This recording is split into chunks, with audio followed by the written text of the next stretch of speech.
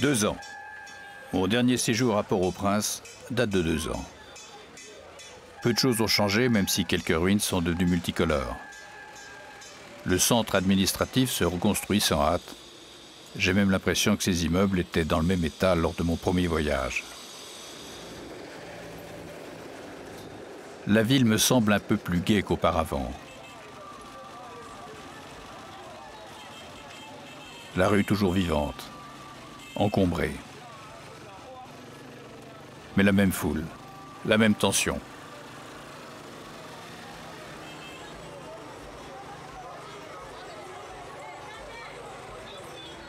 La même misère. Je suis venu retrouver 2 enfants. Itzom d'abord, ce gamin, unijambiste. Je l'avais suivi pendant des semaines, lui et sa bande de copains. Enfant perdu, il vivait dans la rue, plus exactement au Champ de Mars, une grande place au milieu de la ville ou encore sur la plage.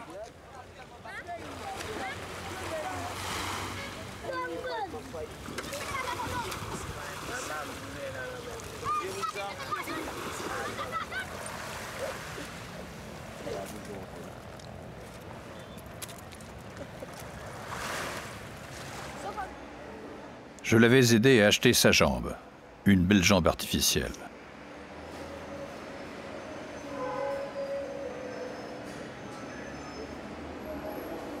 Il l'avait mise à contre-cœur et je me demandais en commençant ce voyage s'il avait réussi à s'y habituer.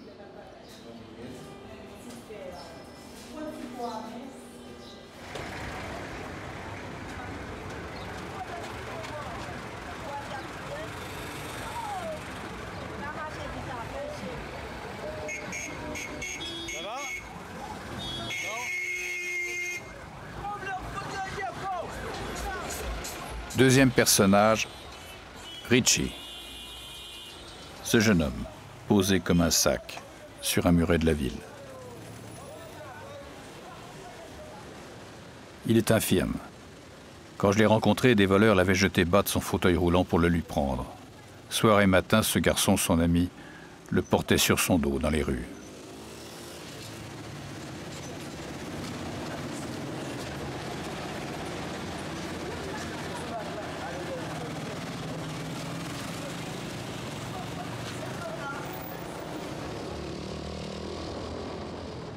Nous lui avions trouvé un nouveau fauteuil, acheté de l'autre côté de la ville et ramené au moyen des transports locaux.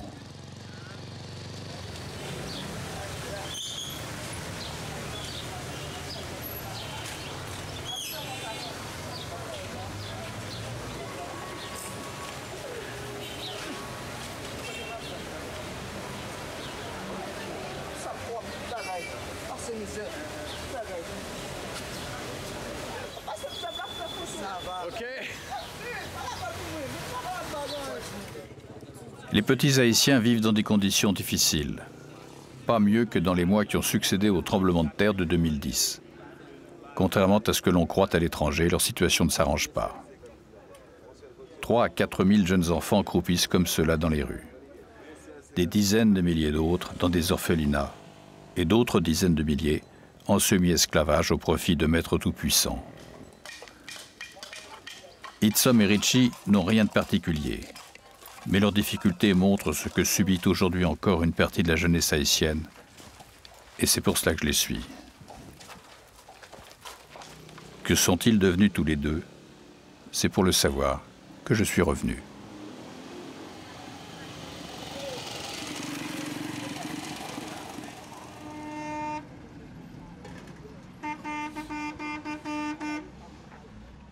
Piste, un village de handicapés, près de ce curieux monument planté par le père Aristide, un ancien président de la République. Itzom a quitté la rue. Il vit là, dans sa famille.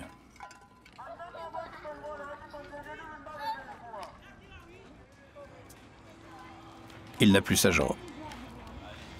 Mais Salut. toujours la passion du foot. Bonjour. J'ai gardé ton ballon.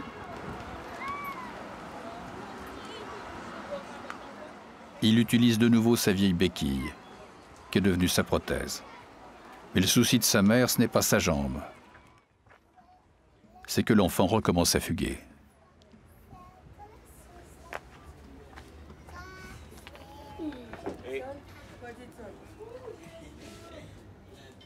Que se passe-t-il? Dernièrement, Itzom s'est sauvé.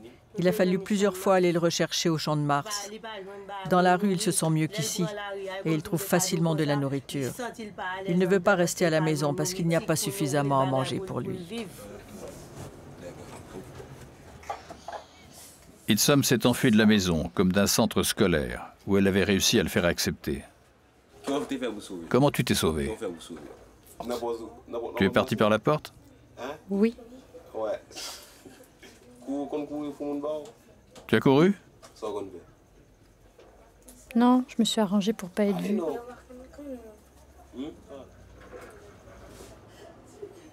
Et sa jambe? La première prothèse était trop petite. Il en a une deuxième, mais elle a été écrasée pendant qu'il était à l'école. Ce qui compte vraiment, c'est qu'il continue l'école. Il sait ce qu'il veut faire? L'école d'abord. Pour le métier, ça dépend de lui. Ça dépend de lui. Où est Richie? Il n'est pas au Champ de Mars, son repère favori, ni le jour ni la nuit. Je le cherche plusieurs jours sans le trouver. Comme d'habitude, les gamins des rues s'amusent ou dansent comme les grands. Mais pas de Richie. Richie et son beau fauteuil roulant restent invisibles. Jusqu'au moment où je rencontre un de ses vieux copains. Un peu éméché. Est-ce que tu as des nouvelles de Richie? Richie, il a voulu voler un policier. Le policier lui a tiré dessus 3 fois. 3 balles. Qu'est-ce qu'il voulait lui voler? Un téléphone. Le policier l'a tué? Oui, il y a 1 mois. Où est son corps? Dans le cimetière de Port-au-Prince. Un policier a le droit de faire ça? Non. C'est un abus de pouvoir.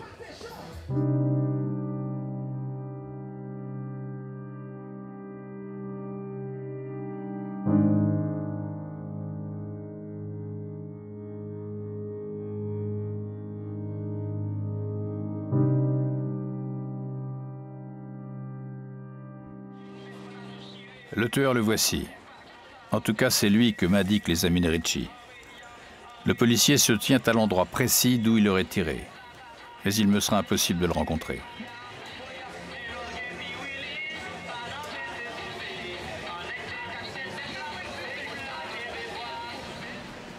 Le réseau national de défense des droits humains, une ONG, n'est pas au courant de l'affaire. Comme la plupart des organisations fonctionnant à peu près normalement à Haïti, elle est totalement financée par des États ou des ONG étrangers. Son rôle est de surveiller, entre autres, les conditions de vie des prisonniers et l'action de la police. La police ne peut pas tuer, maltraiter quelqu'un au moment et après son arrestation. Si vous avez connaissance d'un cas où justement la police a outrepassé ses droits, qu'est-ce que vous faites? À ce moment-là, il y a ce qu'on appelle, il y a au sein de l'institution policière l'inspection générale de la police.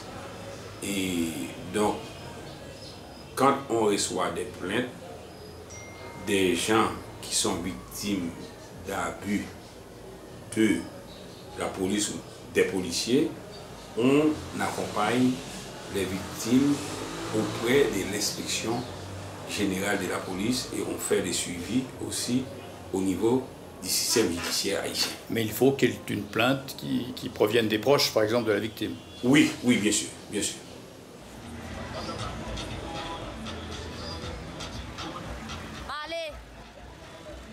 Richie avait une amie, Katiana. C'est la compagne de son frère, dont elle a déjà un enfant.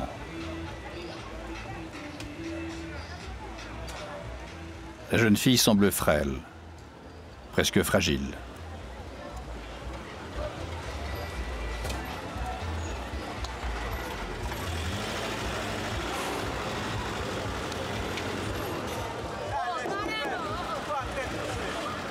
peut-être pas si fragile que ça. On fait nos affaires entre nous, là. Il ne faut pas qu'il nous filme ici, hein?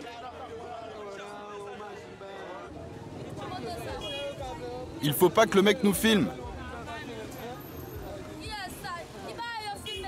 Pourquoi vous dites qu'il vous filme? C'est moi qui le filme. Mais calme-toi. Me calmer? Mais pourquoi? Tu vois pas que c'est moi qui le filme, sac à merde? Va niquer ta mère. Calme-toi. Est-ce que tu as assisté au meurtre? Non. Comment est-il mort? On l'a fusillé, c'est ce qu'on m'a dit. Et qu'a fait sa famille?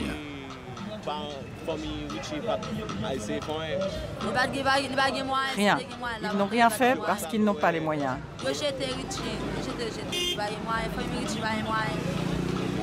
Vous n'avez rien dit à l'inspection générale? Non. Et pourquoi la famille n'a-t-elle pas porté plainte devant la police? Non, elle a peur. Vous avez rencontré le policier qui l'a tué? Non. Pareil, on a eu peur. Dis-moi un peu plus sur sa mort. Il est mort sur sa chaise à roulettes. Sa chaise à roulettes d'handicapé. Qu'est-ce qu'elle est devenue? Elle est perdue. On l'a volée.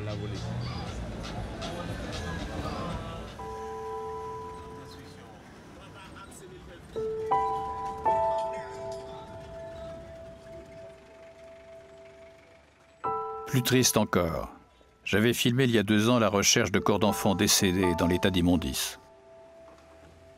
Leurs parents, incapables de payer une sépulture, les jetaient comme des ordures. Je les avais filmés en souhaitant que ces images témoignent d'une période révolue. Mais non, cela continue aujourd'hui. Ce qui a changé, c'est les conditions dans lesquelles ils sont inhumés. Avant, ces cartons étaient glissés dans des tombes déjà occupées du cimetière municipal, là où il y avait encore un peu de place.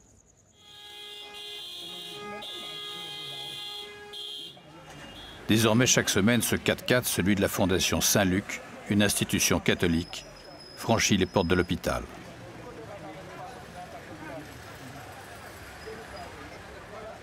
À bord, une équipe de bénévoles, tous plus ou moins liés à la Fondation. Ce sont eux, désormais, qui ont en charge l'inhumation des petits corps.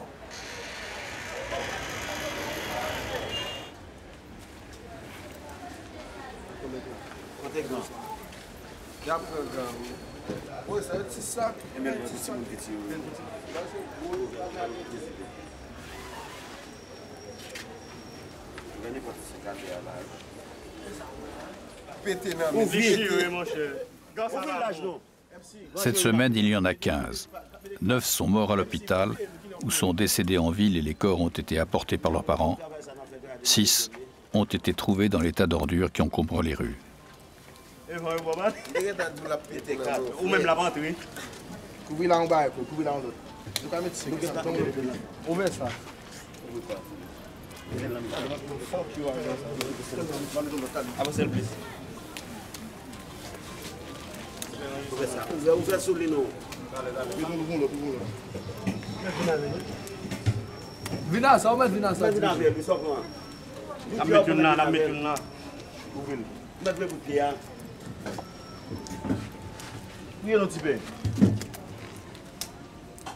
Une lettre, signée par un juge de paix, légalise la levée.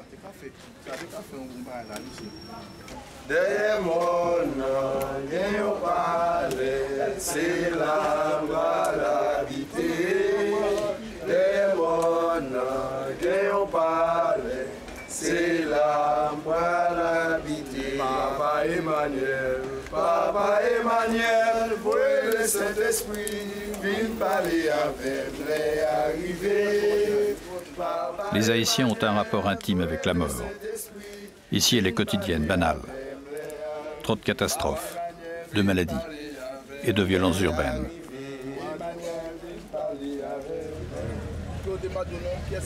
Les employés de Saint-Luc continuent leur tournée. Après l'hôpital, les morgues, pour enlever les corps dont personne ne veut. Descends 2 jours.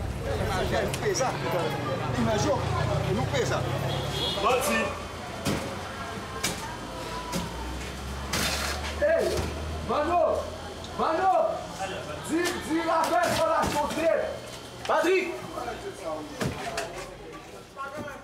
Les cercueils sont rudimentaires, bricolés à la main, en carton, avec une armature en bois et des poignées de corde.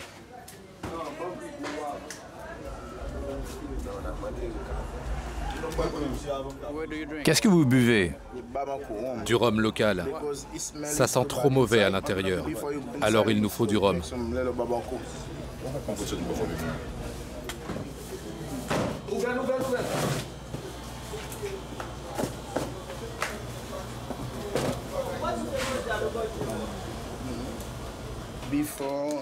Chaque semaine, je vais prendre les corps à l'hôpital. Ici, c'est toutes les 2 ou 3 semaines, ou même une seule fois par mois. Il y a surtout des adultes. Oui, surtout des adultes. Cette scène est courante. Personne, pas même les enfants de la remarque. Le père Fréchette, qui dirige Saint-Luc, et moi, Raphaël Louis-Gène, on a voulu agir. Autrefois, le gouvernement haïtien mettait 100 morts en même temps et les plaçait dans une seule fosse, comme on jette des ordures. Alors, je suis allé parler à l'évêque. Je lui ai dit que c'était leur manquer de respect que de mettre 100 personnes ensemble dans une seule fosse. Et que nous devions faire en sorte que chaque mort ait sa tombe à lui.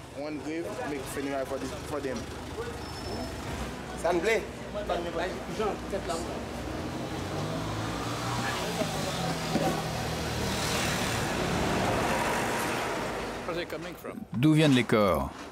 Ils viennent de la rue et aussi de l'hôpital général. Ils sont morts dans la rue et personne de leur famille n'est venu les réclamer. Alors on appelle la Fondation Saint-Luc pour venir les chercher. Et puis quelquefois, les corps viennent de la prison, du pénitencier national.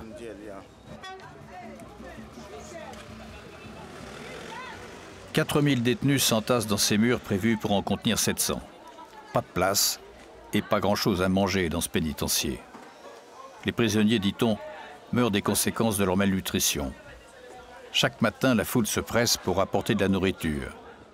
80% des prisonniers sont des prévenus, n'ont pas été jugés. Ils attendent plusieurs années avant d'être entendus par un magistrat. C'est là, paraît-il, qu'est enfermé le copain de Richie, celui qu'il portait sur son dos dans les rues de Port-au-Prince.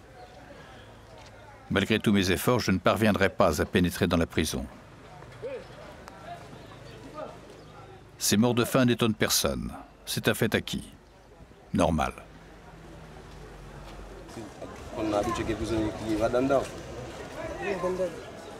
Oui, j'ai l'habitude d'entendre que des prisonniers sont morts de faim dans la prison.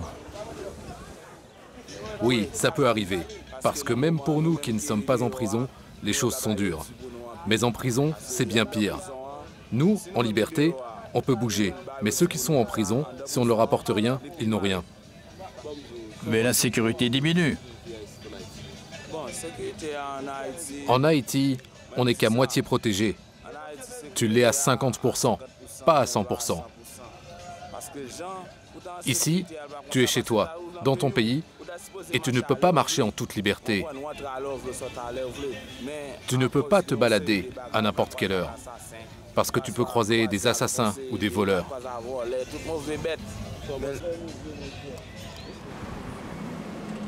Cette insécurité, malgré la fréquence des contrôles, des patrouilles, empoisonne la vie quotidienne.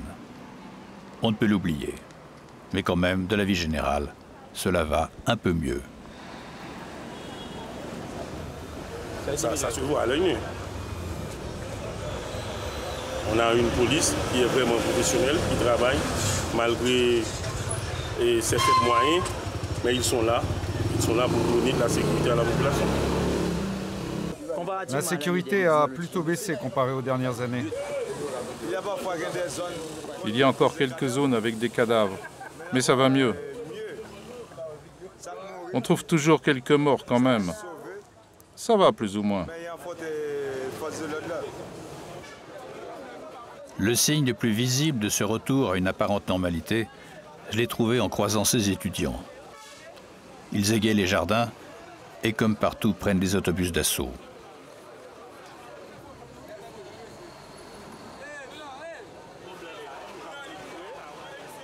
L'autobus, lui, est gratuit.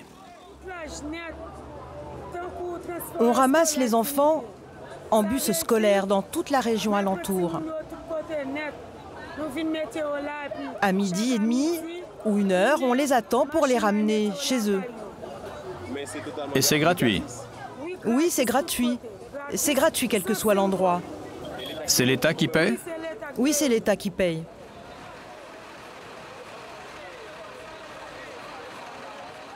Tout près, le Champ de Mars accueille des enfants plus malchanceux. La plupart ont été rejetés par leur famille.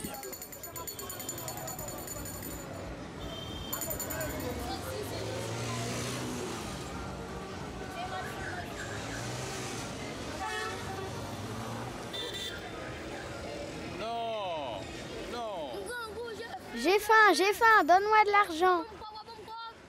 Donne-moi de l'argent, donne-moi de l'argent. Tu as quel âge? 10 ans. Et toi, quel âge? Moi, je ne sais pas. 12 ans. Et toi? 10 ans. Tu es ici depuis longtemps? Depuis 2016. Et pourquoi tu restes ici? Ici, les gens me donnent à manger. Où sont tes parents? Papa est mort et maman, elle travaille. Les grands sont gentils avec toi? Non, ils nous raquettent. Dès qu'on a quelque chose, ils nous le prennent. Où sont tes parents? Maman est morte et papa est au Cap, au nord du pays. Pourquoi tu ne vas pas dans un centre d'accueil? Parce que là-bas, il y a le diable. Comment tu vas faire pour devenir astronaute? Je vais aller à l'école. Tu ne veux pas aller dans un centre d'accueil? Non, parce que là-bas, il y a des mauvais esprits qui nous frappent. C'est pas une légende, ça? Non, il y a un mauvais esprit là-bas. Beaucoup d'enfants et même d'adultes affirment que les centres d'accueil sont sous le pouvoir de démons, d'esprits mauvais qui leur veulent du mal.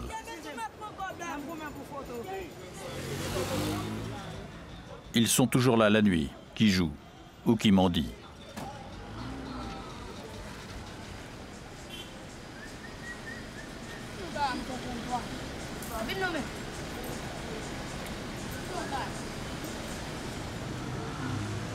Et bien qu'enfants, certains monnaient le seul bien qu'ils possèdent.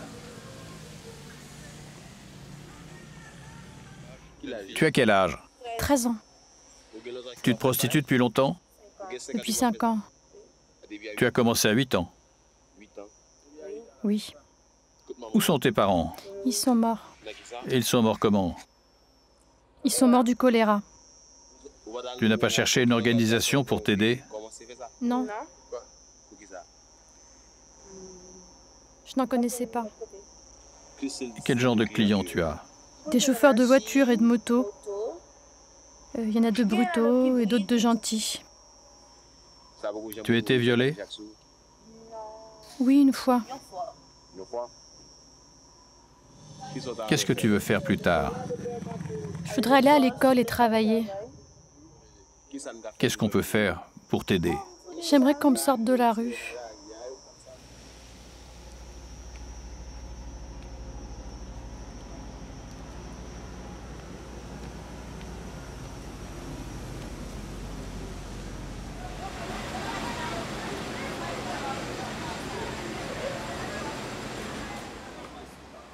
Le jour venu, à l'endroit même où travaillait cette prostituée de 13 ans, la rue est couverte d'œuvres d'art. Des milliers de toiles peintes par des artistes venus de toute l'île, de toutes les classes sociales, de paysans comme d'intellectuels.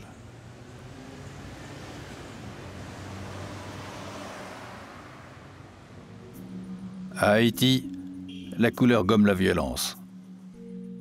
Elle est partout. Même sur les bidonvilles, on les repeint plutôt que les rénover. Avant, après. Les thèmes des peintres sont variés. Les fleurs, la mer, mais surtout les enfants. Les malheureux enfants d'Haïti. Derrière ces murs, l'UNICEF, l'organisation de défense des enfants de l'ONU, a pour charge de les protéger.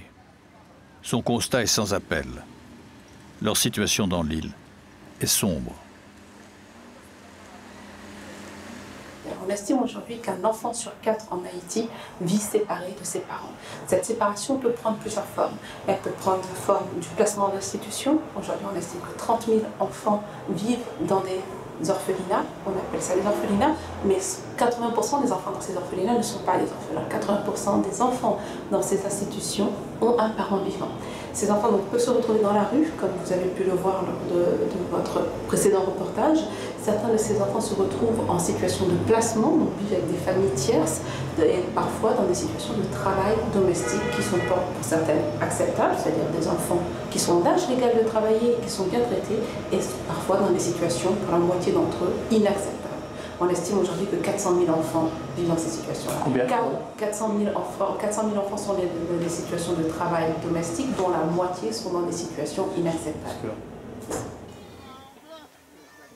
Je suis parti à la recherche de l'un de ces enfants domestiques. À une trentaine de kilomètres de Port-au-Prince, dans la montagne, au milieu des paysans. Ici, la campagne est belle. Les maisons, neuves pour la plupart, ont été construites avec l'aide d'une ONG espagnole. Judley, c'est le nom de ce petit garçon, affirme, s'est enfui au Champ de Mars avant de revenir de lui-même chez sa maîtresse. Ses copains m'avaient indiqué comment le retrouver.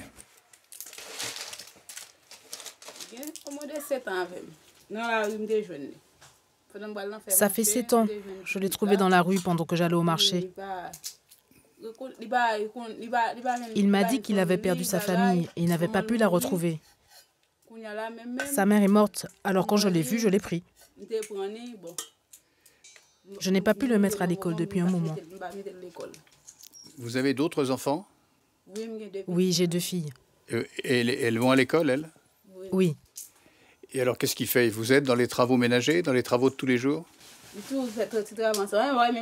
Il m'aide à dépioter les petits pois. Tout ce que je fais, il le fait avec moi, dans toutes les tâches ménagères. Quand vous avez gardé l'enfant, vous avez été obligé de le déclarer? Non, je ne l'ai pas déclaré. Personne ne sait qu'elle s'occupe de cet enfant. S'il veut, il peut partir, mais je ne pense pas qu'il en ait envie. Je me sers de lui depuis longtemps et il vit toujours ici. Je lui demande parfois s'il veut partir, mais il me répète qu'il veut rester avec moi. Ça va, ça te fait pas mal quand tu marches? Non. Je n'ai pas assez d'argent pour le montrer à un médecin. Il est gentil? Très doux. Oui, très doux. J'ai demandé au petit garçon de s'éloigner de la maison, loin de sa maîtresse, pour répondre à mes questions. Je fais la vaisselle et je fais le ménage. Des fois, quand ma maîtresse n'est pas là, je vais chercher de l'eau tout seul. Ils te battent? Oui, elle me bat. Elle me bat pour que j'aille chercher ses filles à la sortie de l'école dans la montagne. Elle me bat aussi quand je ne donne pas à manger aux cochons et aux cabris. Des fois, elle me bat avec un fouet. Tu veux t'en aller? Oui, je voudrais bien, mais je ne sais pas où aller. Tu n'as pas des oncles ou des tantes qui pourraient t'aider? Non, je n'en connais pas.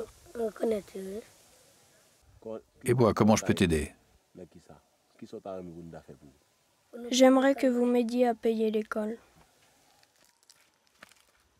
Comme lui, 200 000 enfants abandonnés travaillent donc pour des maîtres plus riches. Ce sont eux que l'on appelle les reste-avec.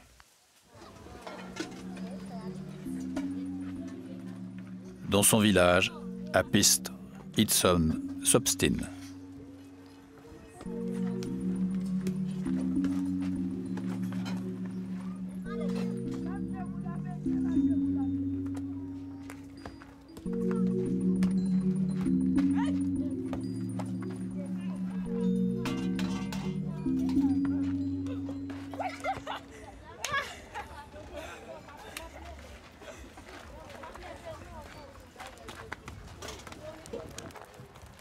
Avec ou sans jambes, rien n'est plus important que le foot.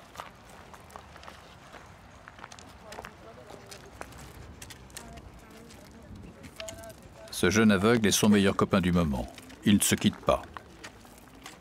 Même pour les entraînements de l'équipe du village.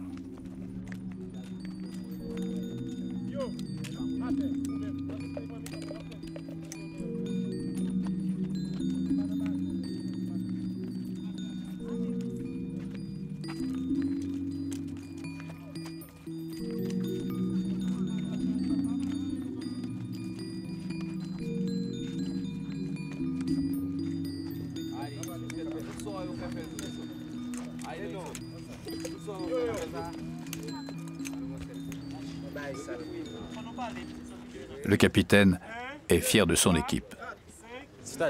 Nous sommes avant tout des sportifs. Ce que l'on fait ici, c'est pour nous prouver que l'on peut jouer. On fait ça pour que le monde entier sache ce que nous sommes capables de faire. Tous sont des victimes du tremblement de terre du 12 janvier 2010. La date qui a bouleversé et souvent cassé leur vie.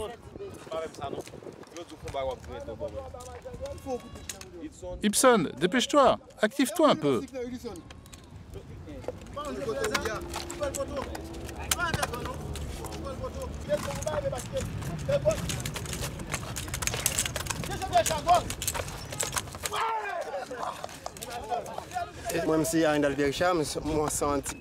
Je suis handicapé depuis le 12 janvier. Un mur m'a écrasé le pied. Après ça, j'ai pensé que la vie était terminée pour moi. On était en train de construire une maison et le séisme a éclaté. J'ai perdu connaissance. 3 jours plus tard, je me suis réveillé avec ma jambe en moins. Tous, comme Mitsom, habitent à Piste, en bordure de Port-au-Prince. Un village de handicapés où la vie semble paisible, mais la réalité est dure. On n'a pas d'argent. Quand tu vis longtemps à Port-au-Prince, il y a des jours où tu réussis à en trouver de l'argent et d'autres où tu ne trouves rien. J'ai connu des jours avec et aussi des jours sans. Et j'ai beau chercher à gauche, à droite, je ne trouve rien. Certains jours, vous avez déjà connu la faim? Oh, cela m'est arrivé plusieurs fois. Quelquefois pendant 2 ou 3 jours de suite. Quand c'est comme ça, j'achète 2 ou 3 pains pour que les enfants mangent. Et je ne peux rien faire de plus. Maintenant, vous savez, tout est cher. Même si j'avais plusieurs centaines d'euros d'économie, ça ne me sortirait pas d'affaire. Avant, je vendais des ballots de friperie. Je pouvais les vendre pour 100 euros. Maintenant, pour acheter les ballots, ça va jusqu'à 150 ou 200 euros. Tous, dans le village, ont connu ou connaissent la faim. Tout est payant, même l'eau.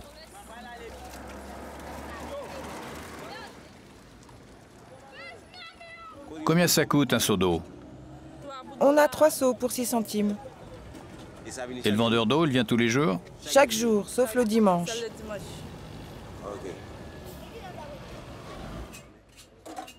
Il faut de l'argent. Sinon tous ceux qui sont à peu près indépendants comme Mitsom vont partir dans la ville pour trouver de la nourriture. Sa mère, Maryse, décide de recommencer son commerce pour trouver des revenus. Elle se fait belle avant d'aller à Miragoâne, le port où arrivent des marchandises qui l'intéressent.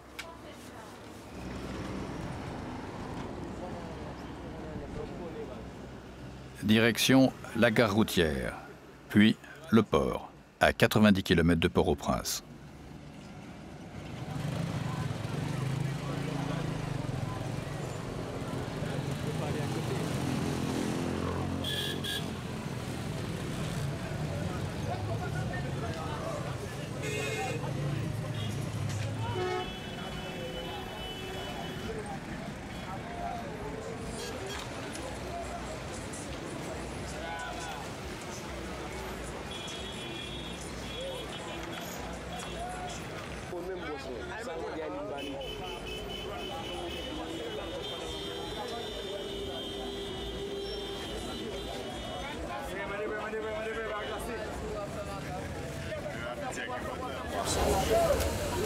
Comment ça s'appelle l'endroit où on va? Miraguane. Il y a beaucoup de commerçants qui vont là-bas acheter? Oui, il y en a beaucoup. Surtout au centre-ville de Miraguane. Qu'est-ce qu'ils vont acheter? Beaucoup de choses. Quoi, par exemple? Diverses variétés, soit les canapés, les chaises, les matelas et d'autres choses encore. C'est des choses qui sont importées? Les choses qui sont importées, mais les choses locales aussi.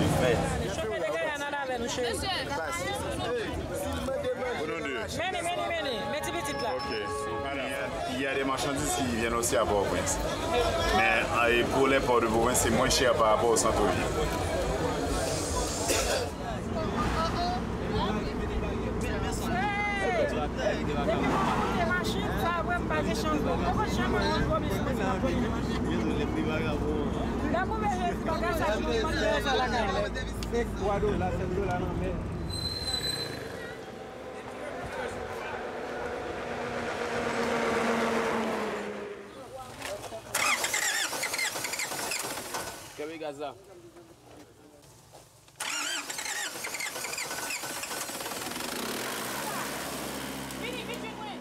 Arrêtez le moteur!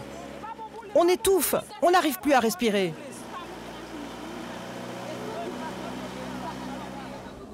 Ça m'est déjà arrivé 2 fois de tomber en panne. Et qu'est-ce qu'on fait dans ce cas-là? On prend un autre moyen de transport?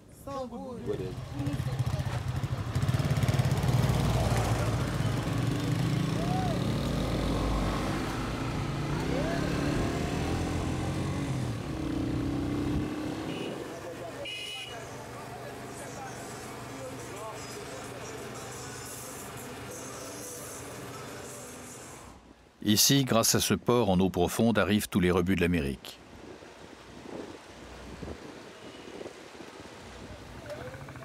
Ils viennent pour l'essentiel de Miami, à 1100 km de là. Toutes ces marchandises ont déjà été utilisées, rien de neuf.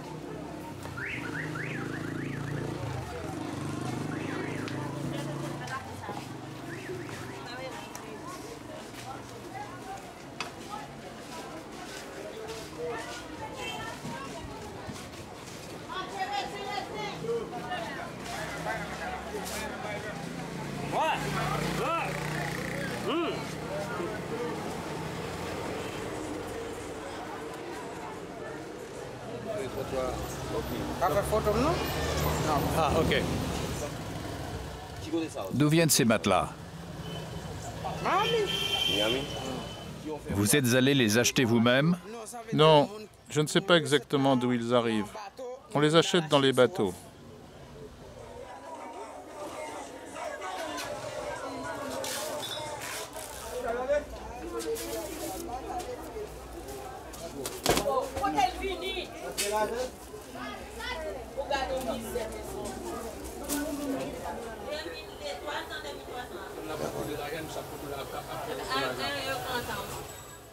Est-ce que vous savez ce qu'il y a à l'intérieur? Non, non, je ne sais pas. C'est seulement quand je serai chez moi que je saurai.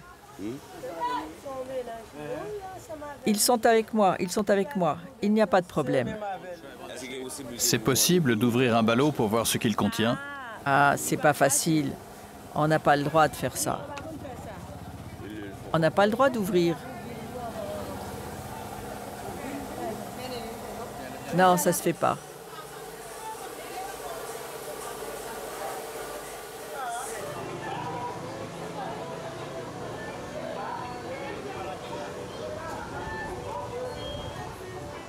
Pourquoi vous n'avez pas cherché plus longtemps?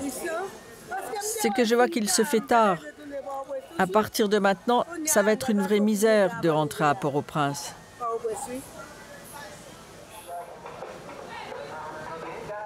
Les routes ne sont pas sûres.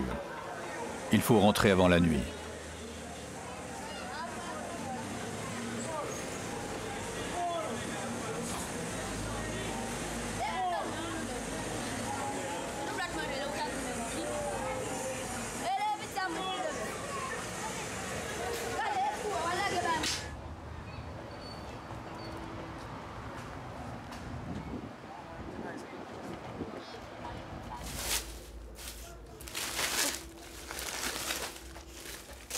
Vous allez tirer combien de tout ça?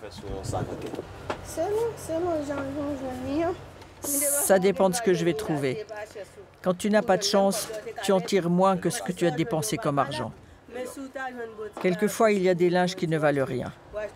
Mais si tu as de la chance, tu en achètes pour 100 € et tu peux gagner le double de ta mise. Ou pourquoi pas 200 ou 300. C'est quand j'aurai tout vendu que je pourrai calculer exactement mon bénéfice.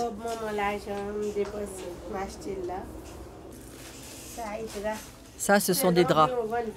Les draps, ça se vend entre 1,25 €, 1,50 € et 2 €, selon leur largeur.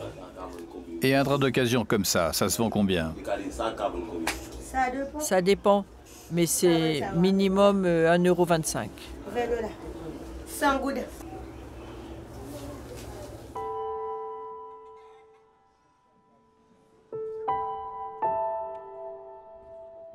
Je suis allé dire un dernier adieu à Richie, au cimetière municipal de Port-au-Prince.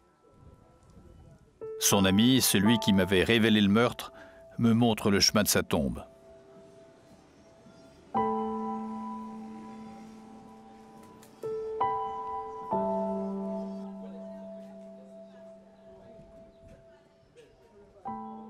On a l'impression que ça n'a pas été ouvert depuis longtemps. Non, ça n'a pas été ouvert depuis un moment. C'est une vieille tombe. Comment ça se fait que l'ouverture a l'air aussi ancienne? Ça a l'air vieux parce que la pluie tombe dessus. Ça a décollé le ciment. Et tu es sûr à 100% que c'est là? Oui, c'est là. Pourquoi il n'y a pas le nom de Richie? Ce n'est pas la tombe de sa famille. Ce sont les tombes d'autres familles, donc c'est à leur nom. Comme vous pouvez le voir, toutes les tombes de famille affichent un nom. Des tombes comme celle-là sont en location. Les familles de Richie ont loué la tombe pour mettre Richie. Eh bien, combien de temps ils vont pouvoir le laisser là? 1 an et demi. Et qu'est-ce qui se passe dans 1 an et demi?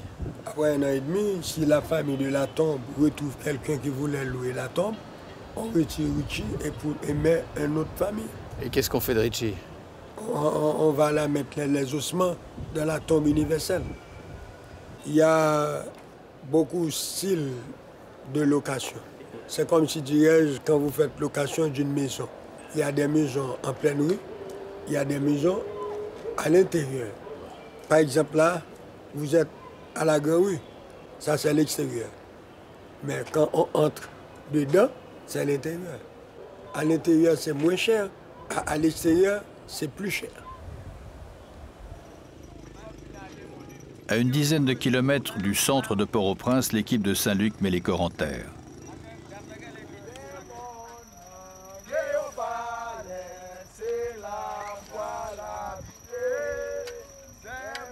Les habitants du village alentour ont creusé un alignement de tombes.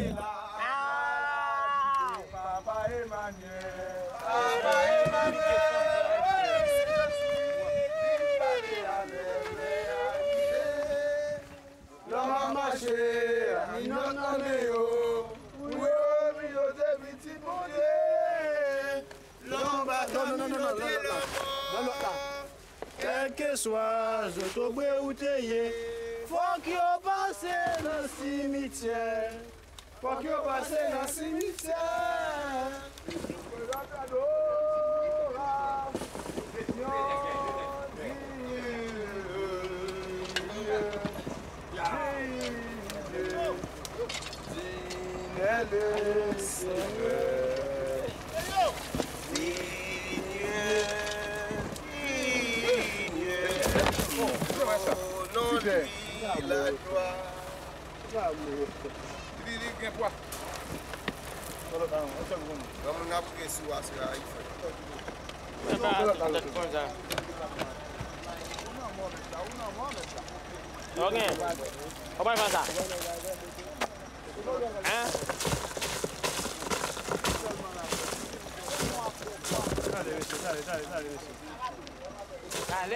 Notre Père qui est aux cieux, que ton nom soit sanctifié, que ton règne vienne, que ta volonté soit faite sur la terre comme au ciel. Donnez-nous aujourd'hui notre pain quotidien. Pardonnez nos péchés comme nous pardonnons aussi à ceux qui nous ont offensés. Amen. Qui est propriétaire du terrain? Avant, cela appartenait à des familles, des environs. Mais depuis le tremblement de terre, c'est à l'État, au gouvernement. Votre organisation est la seule à pouvoir enterrer des gens ici ou est-ce qu'il y en a d'autres? Il n'y a que Saint-Luc qui puisse enterrer des gens ici. Quand des gens veulent enterrer quelqu'un, ils m'appellent et je leur donne l'autorisation. C'est pas réservé aux chrétiens. Tout le monde peut être enterré ici. Oui, en fait, cette terre est surtout réservée aux plus démunis. Il y a des gens vraiment très pauvres. Et pour eux, ce n'est pas possible de payer une place dans un cimetière pour y mettre leurs proches décédés. Donc cette terre est plutôt destinée à des gens qui n'ont rien.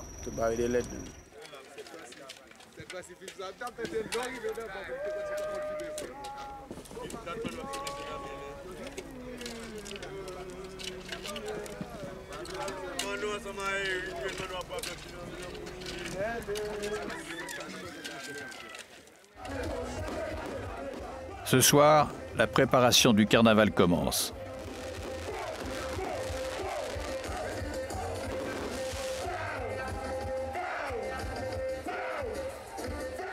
Des centaines de milliers d'Haïtiens envahissent les rues. Tous les ans, la violence, la faim et l'absence de travail sont oubliés, en tout cas pour eux, qui dansent et qui chantent. Quels que soient les événements, ouragans ou choléra, la foule est là. Une fois seulement, l'année du tremblement de terre et ses 250 000 victimes, le carnaval a été annulé. Depuis, chaque année, les bandes rivalisent de bruit et de couleurs.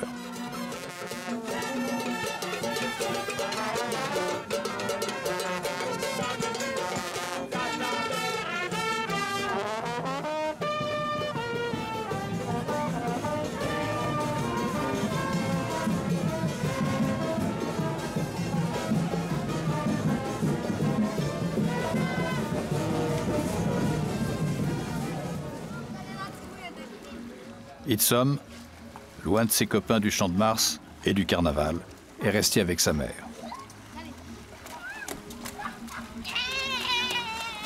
Il se baigne, mais désormais c'est avec sa sœur. L'avenir reste incertain.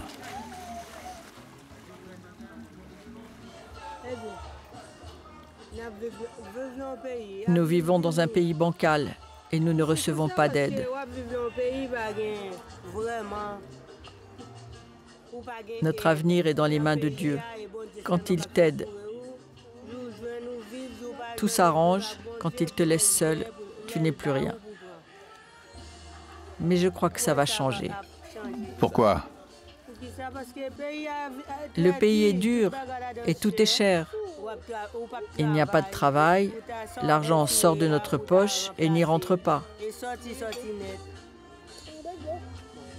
C'est pour cela que les choses ne peuvent que changer. Mais c'est Dieu qui le fera, pas les Haïtiens. Haïti, pays maudit,